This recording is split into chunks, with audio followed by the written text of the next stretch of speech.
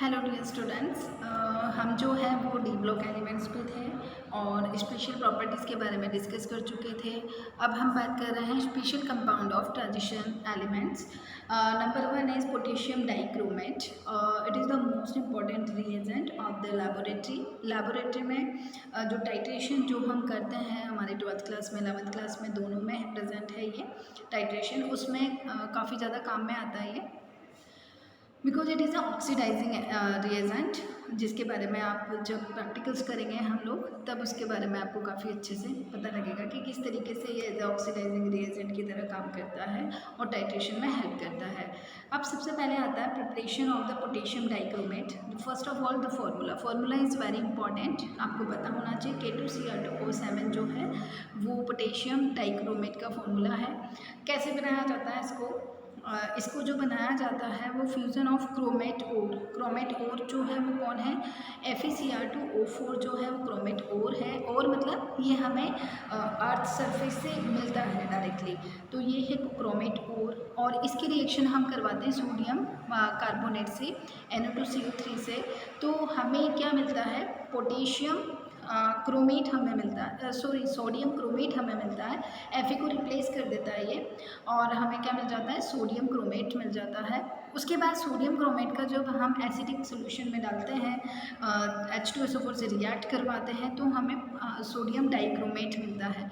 But what we want K2Cr2O7 potassium dichromate.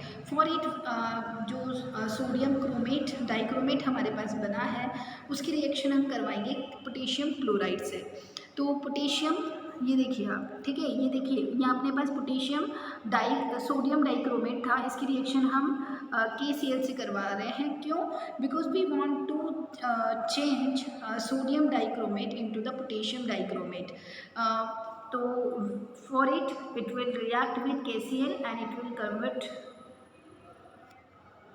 Into the K2Cr2O7। तो हमारा product अब हमारे पास आ चुका है। Effect of pH on the chromate and dichromate ions. Chromate and dichromate, chromate होता है, क्रोमेट क्या है, Cr2O4 और डाइक्रोमेट क्या है, Cr2O7। ये हमारे पास जो है वो डाइक्रोमेट है। The chromate and dichromate are the interconvertible, आपस में ये चेंज हो जाते हैं, डिपेंड करेगा कि कौन सा मीडियम है यहाँ पर। pH मीडियम मतलब इसका pH, जब भी जिस भी सॉल्यूशन में इसको डाला जा रहा है उसका pH अगर चेंज कर दें तो ये आपस में क्या हो जाएंगे, कन्वर्ट हो जाएंगे एक दूसरे में। The oxidation state of the chromium and chromate and dichromate both are same. दोनों का जो ऑक्सीडेशन स्टेट है वो सेम है, -2 है इनकी। देखिए यहाँ पर जो Cr2O4 है वो एसिडिक मीडियम में, देखो यहाँ पर रिएक्ट कर रहा है, एसिडिक मीडियम में रिएक्ट कर रहा है और क्या बना रहा है, देखो H+ यहाँ पर प्रेजेंट है, इसका मतलब एसिडिक मीडियम है। तो Cr2O7 -2 बना रहा है। अगर बेसिक मीडियम है, OH- है आपके सामने, तो ये क्या बना रहा है, Cr2O4। देखो आपस में ये इंटरचेंज हो रहे हैं। Potassium dichromate act is a strong oxidising agent, जैसे कि मैंने आपको स्टार्टिंग में बताया था कि टाइट्रेशन में ये यूज़ होता है। तो स्ट्रॉन्ग ऑक्सीडाइजिंग एजेंट की तरह ये काम करता है, क्योंकि ये हमें यहाँ पर देखिए ऑक्सीडेशन स्टेट चेंज हो रही है, तो ये ऑक्सीडाइजिंग एजेंट की तरह काम करेगा, ऑक्सीजन देगा। ये ऑक्सीजन देना भी एक ऑक्सीडाइजिंग एजेंट होता है, और अगर इनकी ऑक्सीडेशन स्टेट में चेंज आ रहा है तो भी ये ऑक्सीडाइजिंग एजेंट की तरह काम करता है। उसके बाद आता है पोटेशियम परमैंगनेट। पोटेशियम का परमैंगनेट जो है वो एक जैसे सैंड होती है उस तरीके का सब्सटेंस होता है, ग्रीन कलर का, ठीक है। लेबोरेटरी में जब हम मिलेंगे तब मैं आपको दिखाऊंगी ये। तो KMnO4 ग्रीनिश सब्सटेंस होता है, लेकिन whenever it will be dissolved in the water it will give you purple colour. अब हम बात करते हैं कैसे बनाया जाता है ये। MnO2 और KOH और ऑक्सीजन, जब हम इन तीनों चीज़ों को मिलाते हैं, इनकी आपस में रिएक्शन होती है तो हमें क्या मिलता है, K2MnO4। उसके बाद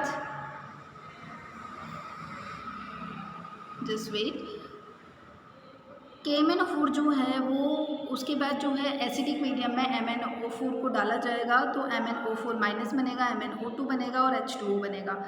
Commercially, it is prepared by the alkaline oxidative fusion of MnO2 followed by the electrolytic oxidation of the magnet. Electrolytic process के थ्रू भी हम जो है वो मैग्नेट आयंस बना सकते हैं, पोटेशियम पर मैग्नेट को बना सकते हैं. In laboratory manganate salt can be oxidise by the peroxy disulphate ion to permanganate ion. Laboratory में भी हम बनाएंगे इसको. In acidic medium MnO4 minus और जो है वो देखो H+ से रिएक्ट कर रहा है. ये जो है ऑक्सीडेशन रिडक्शन वाली रिएक्शंस हैं जिसको कि मैं जूम क्लास में आपको समझा चुकी हूँ कि किस तरीके से इनको बैलेंस किया जाता है. एसिडिक मीडियम क्या होता है, बेसिक मीडियम क्या होता है, न्यूट्रल कैसे किया जा सकता है, लेफ्ट एंड राइट साइड में जो चार्जेस हैं वो सेम होने चाहिए और उनको किस तरीके से सॉर्ट आउट किया जाता है, ये सब चीज़ें हम बना रहे हैं. ठीक है, उसके बाद आता है हमारे पास properties of lanthanoid. +3 oxidation state is most common along with +2 and +4. Lanthanoid में +3 सबसे ज़्यादा ऑक्सीडेशन स्टेट बनती है except promethium. They are not radioactive. Generally जो एब्लॉक है वो रेडियो एक्टिव है. Magnetic property lanthanoid are less complex than actinoids. उसके बाद आता है हमारा the magnetic property of the actinoid are more complex than those of the lanthanoid. They are more reactive. और इस तरीके से हमारा ये चैप्टर कंप्लीट होता है और आप इसको अच्छे से पढ़ें. जूम क्लास ज़रूर से ज़रूर अटेंड करें और आप नहीं भी करते हैं तो इसके थ्रू आप काफ़ी अच्छे से स्टडी कर सकते हैं. Okay dear students, till then take care.